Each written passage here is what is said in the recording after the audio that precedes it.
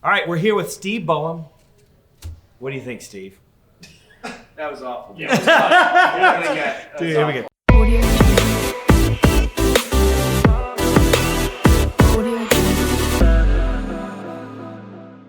Okay. All right, we're here with Steve Boehm. Steve, tell the folks about yourself. Who are you? What do you do? Well, Chris, I'm Steve Boehm. I'm the Chief Operating Officer of AvidXchange. I've been with the company just over 2 years. And the way I think about my job is it's really to make sure that our business runs smoothly on behalf of our customers. So you've had a lot of client conversations. You've had a lot of interactions this week. What sticks out to you? What's going through your mind? Two things. First of all, my first few years at Avid, I've spent probably less time talking directly to customers than any time in probably the last 7 or 8 years in prior companies. And so I'm reminded how important it is to hear directly from the end customer what they think, what matters to them, how they think we're doing against things that matter most to them. The second thing is that what we consider to be little small ripples in our pond, if you will, can be waves, big waves to our customers. And so it's just a reminder that constantly reminding ourselves that being flawless in their eyes has to be our ambition. We have to do what we say we're going to do. We have to deliver for them. Yeah, and so today your words were remarkable. What does it mean to be a trusted partner? Trust to me is it's so funny. When Mike Prager and I met, when I was thinking of coming to work here, he asked me what mattered to me most, and I said, look, I have to be a part of a place where trust really matters. So in terms of the relationship I have with my boss, with my colleagues, and the way we position ourselves with our brand with our customers. And so trust, the way I've thought about it is trust is based on frequent positive interactions. You and I meet a few times. I do what I say I'm going to do. I follow up. Something goes wrong, I respond. I acknowledge that I take accountability for it. That to me is really, it's important to do as an individual. It's really hard to do as a company through now, 1,300 people. Right. But so to make sure that everybody at Avid understands that trust is actually the currency that we have to spend. I love that. And our customers either accept it, they believe we're paying it back, that we're doing what we say we're going to do, or they're not. It's a really binary thing. You either are or you aren't. Well, yeah. You're a big proponent for, talk is cheap. That's my words. You've never said that before. Yeah. But where's all that come from?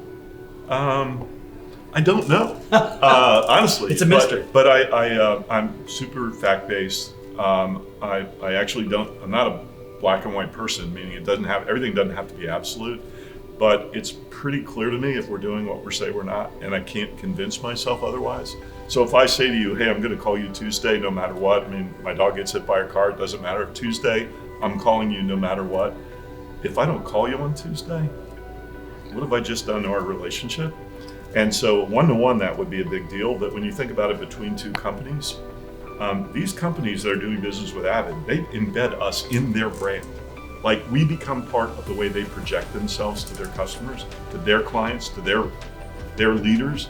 And if we don't do what we say we're going to do, it's a reflection on them personally. And so I've been in that situation before on the other side. I hate it.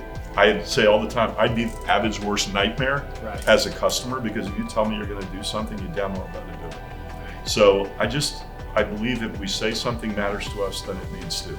And there's no asterisk, unless we're busy or something new comes up or whatever. And so figuring out how to do that and getting 1,200 people to be excited and committed to that same objective, I think that's a big part of what my job's about. And so so you've been at Avid how long? Just over 2 years. Just over 2 years. It seems a lot longer. It's dog years. Yeah, exactly. Right. So, and you've had a lot of experience. It'd be great if you kind of share a little bit about what your experience is and based on your experience, because one of the things that I love about you always draw on your experience. Yeah. Based on your experience, what's unique about your Avid journey? All right. So, just quickly, 6 years at eBay, a year and a half at First Data, which is a big global payment processing company, 18 years at Wachovia Wells Fargo, 7.5 years at Visa. And so most of those elements have a couple of things in common. They involve transactions between two parties, so it's commerce-based. It involves money movement. It involves a high degree of trust. It involves a high degree of certainty.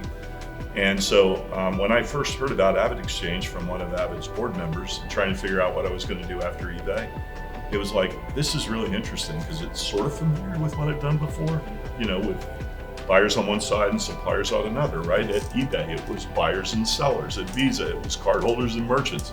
So this idea of two-sided business models, really figuring out what both parties need, and then the value is like the connection between the two. That's what really attracted me to Avid. And the second part of the question, I'm sorry. Basically, I was asking your experience. You're always drawing your experience, but what's unique about that? First and foremost, the culture here, starting with Mike Greger, is amazing. Adam, I'm at a point in my career, I don't know if this is something I should say for the record, but I made it really clear to starting with me, what did I want next? I was not going to work with or around. I have a strict no rule at this point in my career. And by that, I just mean like work is hard, but working with people I respect, who challenge me, who make me better, who tell me when I'm full of it, who are supportive when I'm down, that really matters a lot to me. I mean, I'm like the oldest rat in the barn at Avid, right? By far. I think most people here are my kids' age. And so to sort of take what I have learned in my past and figure out how to take people who are, half my age and help them develop more quickly and avoid some of the mistakes that I made earlier in my career. It's a fantastic way to spend this next phase of my profession. That's awesome. Yeah. The oldest rat in the barn. Yeah. Yeah, exactly. Well, right. most people call him Steve Boehm.